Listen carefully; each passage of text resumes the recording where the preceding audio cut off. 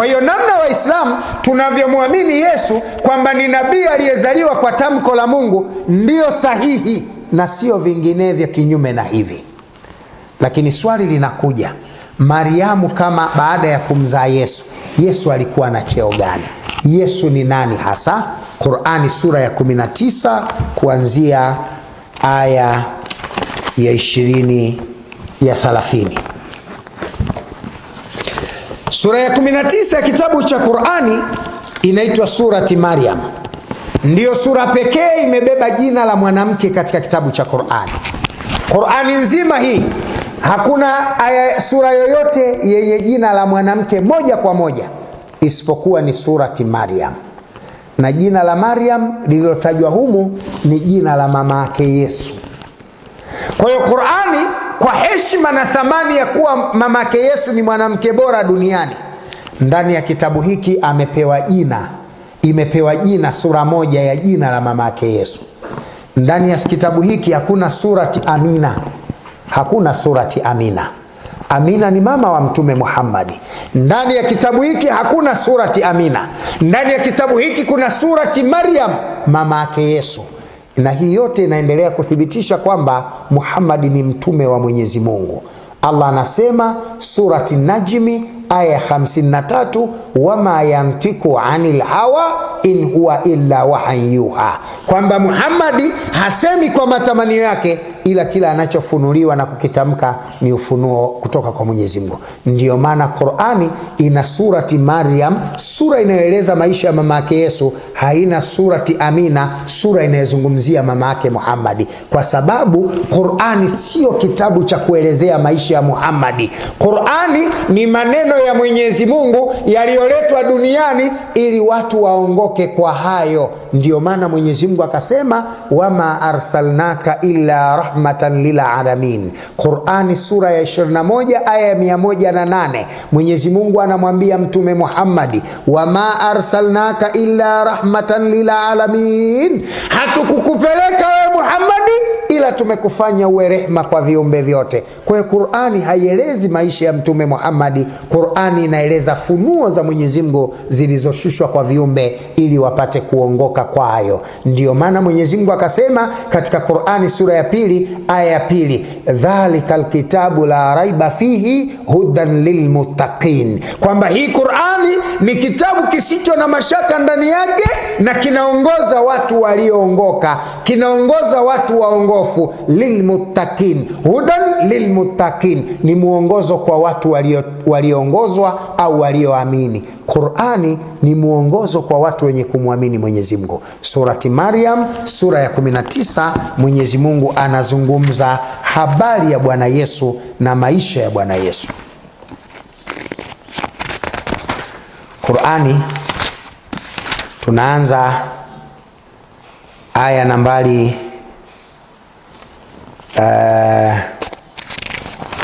tunaanza aya nambari Qur'ani sura ya 19, tunaanza aya ya 18. Tuanze aya ya 16 ili msikilizaji wangu upate faida zaidi. Qur'ani sura ya 19 aya ya 16, Mwenyezi Mungu anasema baada a'udhu billahi minashaitani rajim, bismillahir rahmanir rahim. Mwenyezi Mungu anasema namtaje Mariamu kitabuni humu. Namtaje Mariamu kitabuni humu alipojitenga na jamaa zake akaenda mahali pa upande wa mashariki. Yani akaenda mahali upande wa mashariki.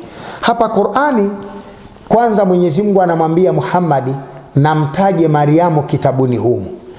Mariamu alipojitenga na jamaa zake akaenda mahali pa upande wa mashariki wa msikiti. Yani Mariam aliondoka kutoka ndani ya msikiti wa Baitul Maqdis akaongoza upande wa mashariki wa msikiti wa Baitul Maqdis. Akaongoza upande wa mashariki wa msikiti wa Baitul Maqdis ama hekalu la Suleimani. Unapolitazama hekalu la Suleimani au msikiti wa Baitul Maqdis, unapolitazama hekalu la Nabii Suleimani au upande wa mashariki hekalu la Nabii Suleimani namna lilivyokaa, upande wa mashariki wa hekalu la Nabii Suleimani, kama utachora ramani kusini, kaskazini na magharibi, ukapata zile pande 4 kuu za dunia, upande wa mashariki wa hekalu la Nabii Suleimani ni upande wa bara la Arabu, na ndiko uliko Masjidil Harami, uliko msikiti wa Maka. Upande wa mashariki wa hekalu la Suleimani ni upande wa msikiti wa Masjidil Harami, msikiti wa Maka. Na ndiyo maana Mwenyezi Mungu katika sura ya 18, hii ni 19, ukienda katika sura ya 18, sura ya 17, aya ya kwanza tu Mwenyezi Mungu anasema subhanalladhi asra biabdihi laylan minal masjidil harami ila almasjidil aqsa. Subhanalladhi asra, utukufu ni wa Mwenyezi Mungu aliyempeleka mja wake usiku, minal masjidil harami ila almasjidil aqsa, kutoka msikiti mtukufu wa Maka mpaka msikiti wa Aqsa Palestina. Kwa hiyo upande wa kushoto, upande wa mashariki wa hekalu la Suleimani ndipo ilipo Masjidil Harami, yani msikiti wa Maka. Na Bibi Maryam alipokuwa anajitenga na ndugu zake, alikwenda upande wa mashariki wa msikiti. Kwa nini alikwenda huko? Kumbuka vizuri, upande wa mashariki wa msikiti alikokwenda Bibi Maryam ndiko alikozaa mtoto. Amemzaa mtoto wake katika Baitul Laham, katika mji wa Bethlehem.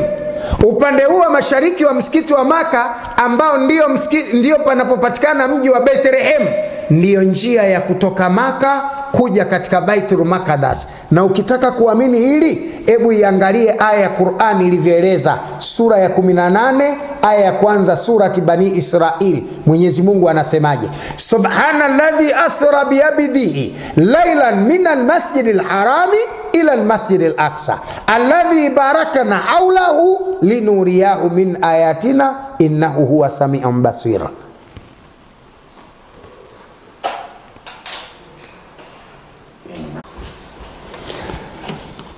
Ukitaka kulithibitisha hili, kama nilivyosema, angalia maajabu ya Mwenyezi Mungu. Mariamu alipokuwa amejitenga na ndugu zake, amejitenga na familia yake, amejitenga na jamaa zake kwa sababu ya kero ya kumuona Mariamu amepata mimba pasi na kuwa na mume, Mariamu alilazimika kuondoka msikitini pale Baitul Maqdis, akaenda upande wa mashariki. Na nikasema upande huu wa mashariki ndio ulipo Masjidil Harami, ndipo ulipo msikiti wa Maka. Inawezekana msikilizaji wangu unapata kigugumizi na wasiwasi wa maneno haya. Tumejuaje mashariki mwa hekalu la Suleimani ndio upande ambao Mwenyezi Mungu, ndio upande ambao msikiti wa Baitul Maqdis upo? Ndio upande ambao Masjidil Harami upo, ndio upande ambao msikiti mtukufu wa Maka upo. Nimejuaje hili? Unaweza kulithibitishaje hili? Ndugu yangu, jambo hili linathibitika kwa urahisi sana. Angalia, Qur'ani inasema alikwenda upande wa mashariki. Upande wa mashariki hapa ndio katika mji wa Bethlehem ama Baitul Lahamu, mahala ambako ndio Yesu kazaliwa. Qur'ani imesema alitoka msikitini akaenda upande wa mashariki, na mashariki alikokwenda kujifungulia mtoto huyu ni Masjidil Harami, wa Masjidil Harami, upande wa Masjidil Harami ambao ni Baitul Laham. Anatoka Jerusalem anakuja Baitul Laham, hapa ndipo alipokwenda kujifungua. Ni mbali kidogo kutoka katika msikiti wa Maka, wa Aqsa, mpaka pale Bethlehem ambako Bwana Yesu alikwenda, mama Maryam alikwenda kujifungua. Ilikuwaje kipande hiki? Tutakieleza kwamba Bwana Yesu mama yake alipokuwa mjamzito, alipokuwa anakaribia kujifungua, ni kweli alikwenda upande wa mashariki? Aliondoka katika nyumbani alipokuwa na kuenda katika eneo la upande wa mashariki? Alisafiri na mimba kuelekea alikotakiwa kwenda kujifungua? Tunaiacha kwanza Qur'ani pembeni, tunaivuta tena Biblia mikononi mwetu, tunakwenda kuthibitisha maneno haya ya Qur'ani ili uone kwamba Yesu kweli anayetajwa na Qur'ani ndiye aliyetajwa na Biblia. Tunasoma kitabu cha Luka sura ya 2 mstari wa 5 na wa 6.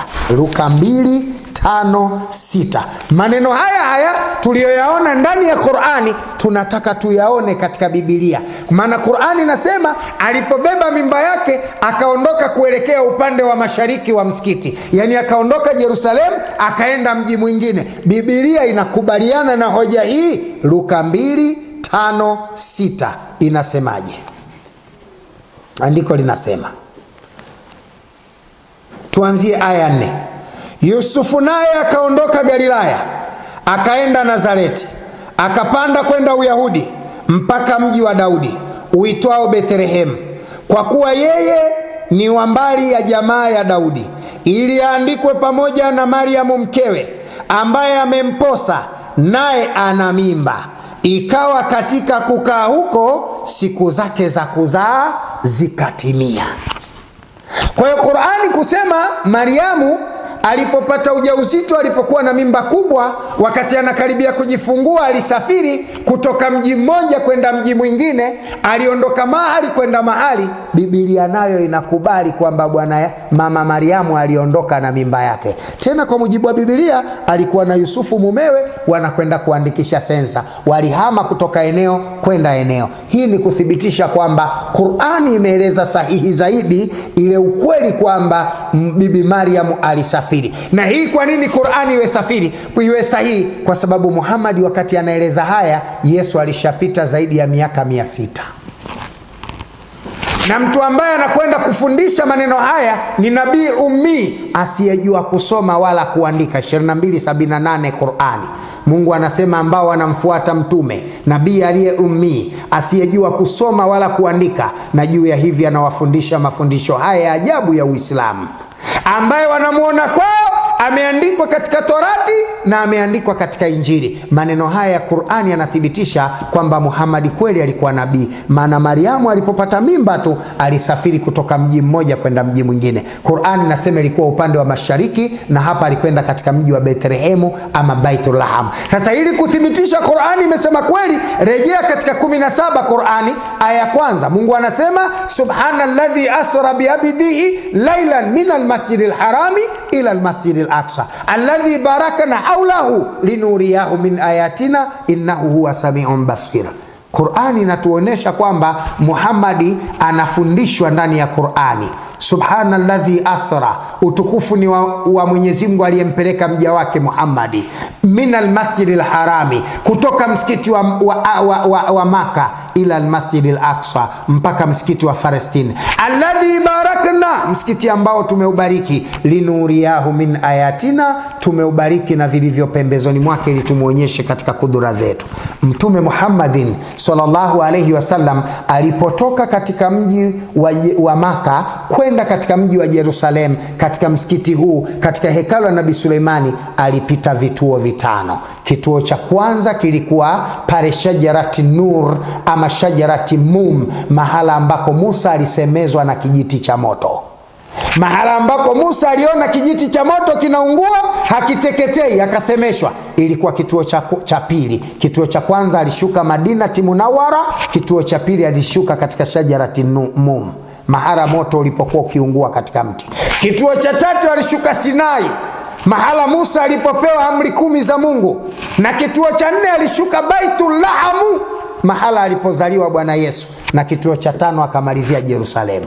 Kwa hiyo wakati anatoka, Qur'ani nasema alitoka msikitini akaenda upande wa mashariki ambao ni mji wa Bethlehem, ambao Wakristo duniani wanaamini ndipo alipozaliwa Yesu. Na Muhammad wakati anapita katika safari ya Isra alishuka katika mji wa Baitul Laham. Alifika hapa na akasali rakaa 2 mahali alipozaliwa Yesu. Kwa hiyo Qur'ani kwanza inathibitisha kwamba mamake Yesu alitoka eneo kwenda eneo, na Biblia inakubali kwamba mamake Yesu alitoka eneo kwenda eneo wakati akiwa na mimba. Aya ya 17, Qur'ani 17:19, aya ya 17. Andiko linasema, na akaweka pazia kujikinga nao, na tukampelekea muisha sheria zetu, yani Jibril. Akamjia akajimithirisha kwake kwa sura ya kibinadamu aliye kamili kabisa. Mariamu akasema, hakika mimi najikinga kwa Mwenyezi Mungu mwingi wa rehema, na aniepushe nawe uliyesimama mbele yangu. Ikiwa unamwogopa Mwenyezi Mungu, basi ondoka, nenda zako, toka mbele yangu. Malaika akasema, hakika mimi ni mjumbe wa Mola wako, nimeletwa kwako ili nikupe mwana mtakatifu. akasema, nawezaje kupata mtoto hali ya kuwa mimi sina mume yoyote na sijawahi kuingiliwa kwa njia yoyote na mwanamume, na mimi si mwanamke mzinifu, na wala mimi si mwanamke mzinifu. Malaika akasema, ni kama hivyo ulivyosema, lakini Mola wako ameshasema, haya ni sahali kwangu, ili tumfanye muujiza kwa wanadamu na rehema itokayo kwetu. Ndiyo tukafanya hivyo, na hili ni jambo lililokwisha kuhukumiwa. Bas akaichukua mimba yake, akaondoka mpaka mahali pambali. Kwa hiyo Qur'ani inathibitisha baada ya kupata mimba, mama Maryam akaondoka nayo, akasafiri nayo mimba ile. Maana story inatueleza namna Mariamu alivyojiwa na malaika, alivyoelezwa habari ya mimba, alivyopata mimba, na alivyoamua kuondoka habari ya mbali, mahali pambali. Na huku Qur'ani, Biblia inatueleza hilo hilo katika kitabu cha Luka sura ya 5 aya 6. Na Mariamu akaondoka na Yusufu akaondoka na Mariamu mkewe, akaenda kuandika sensa katika mji wa Bethlehem. Hii inaonyesha nini? Kwamba Waislamu kuamini kuwa Bwana Yesu alipatikana mimba yake kwa njia ya muujiza, na mama yake ni Mariamu, na alipopata mimba alisafiri kutoka eneo kwenda eneo. Qur'ani bado imekiri na kukubali hilo. Biblia na imekiri na imekubali hilo, na hii inaonyesha kwamba Qur'ani ni maneno ya kweli. Kila kilichoelezwa ndani ya Biblia ya Qur'ani ndicho kinachothibitishwa ndani ya Biblia. Kile kilichoelezwa ndani ya Qur'ani ndicho kinachothibitishwa ndani ya Biblia. Kwa hiyo wewe ndugu yangu mtazamaji, kama ulikuwa unadhani Yesu wa Qur'ani na Isa wa Biblia ni watu wawili tofauti, hapa utakuwa kuna kitu hujakielewa. Isipokuwa Qur'ani imeeleza true story, Biblia imepunguza baadhi ya mambo na kuyaongeza, kwa sababu ndani yake kuna maneno ya watu, kama Luka 1:1 inavyotufundisha. Andiko linaendelea kusema, kisha uchungu ukampeleka katika shina la mtende, akawa anazaa huku anasema, laiti ningelikufa kabla ya haya, na ningelikuwa niliyesahaulika kabisa. Mara ikamfikia sauti kutoka chini yake, ikamwambia, usihuzunike, hakika Mola wako amejalia kijito cha maji chini yako. Andiko la aya ya 24, 23 na 24 za kitabu cha Qur'ani katika sura ya 19. Mungu anazidi kutuonesha mazazi ya Bwana Yesu yalivyokuwa. Pamoja na kuwa mama yake Mariamu, pamoja na kusafiri kwenda eneo la mbali, lakini pale alipokuwa akimzaa mtoto kulikuwa na mtende.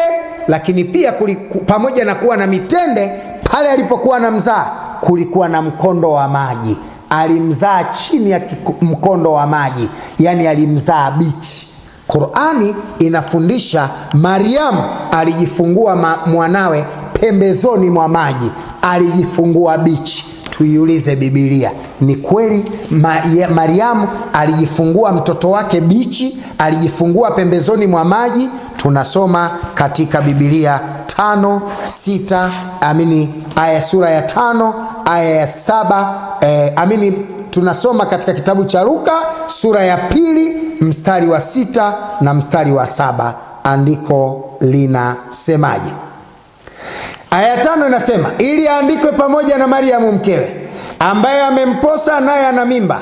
Ikawa katika kukaa huko siku zake za kuzaa zikatimia,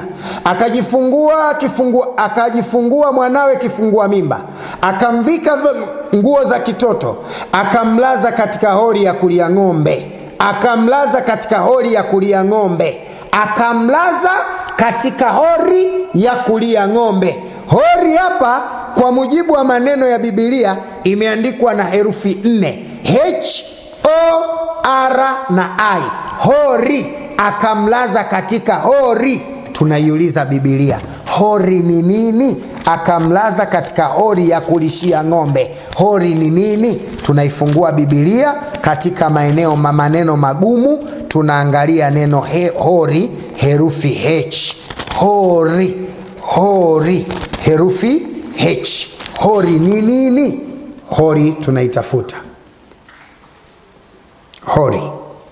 Hori ni nini? Tunaangalia katika herufi H neno hori. Hori maana yake mahali pa pwani inapoingia ndani, au huba, mahala palipo karibu na maji, eneo lenye mavuno yanayolishiwa wanyama. Hii ni Biblia ya Roman Catholic, Imprimato. Inasema hori ni huba au pwani au mkono wa bahari, mahala panapokuwa na maji, panapoota majani yanayolishiwa wanyama. Hii ni Biblia, sio Qur'ani. Qur'ani inasema alikuwa bichi, chini yake kulikuwa na kijito cha maji na alikuwa na mtende. Kama panaota majani, maana yake mitende inaota katika ardhi ya oevu, maana yake mitende inaota katika peninsula bichi. Peninsula ni mahala panapoota miti, na Biblia inakiri hilo katika Luka 2:5-6. Qur'ani imesema Bwana Yesu wakati wa kuzaliwa mama yake alisafiri mbali, Biblia imekubali. Qur'ani inasema mama yake alijifungua bichi kwenye mtende, Qur'ani, Biblia imekubali mama yake alijifungua bichi. Kwa sisi Waislamu kuamini kwamba Yesu ndiyo Isa na kuamini kwamba Isa ni nabii ni utaratibu ulioelekezwa na Mwenyezi Mungu ndani ya kitabu cha Qur'ani. Tunaamini hivyo. Kwa hiyo mazazi ya Yesu kwa mujibu wa Biblia na kwa mujibu wa Qur'ani, sisi Waislamu tunakwenda sawa sawa. Swali linakuja, huyu mtoto Yesu alipozaliwa maisha yake yalikuwaje? Alitakiwa aishi vipi? Na dunia inatakiwa imuamini vipi? Fuatiliana nami mada namba 2 ili kupata kujua baada ya Yesu kuzaliwa bichi na kukua kwake watu walitakiwa wamuaminije. Wabillahi tawfik. Wassalamu alaikum wa rahmatullahi wa barakatuh.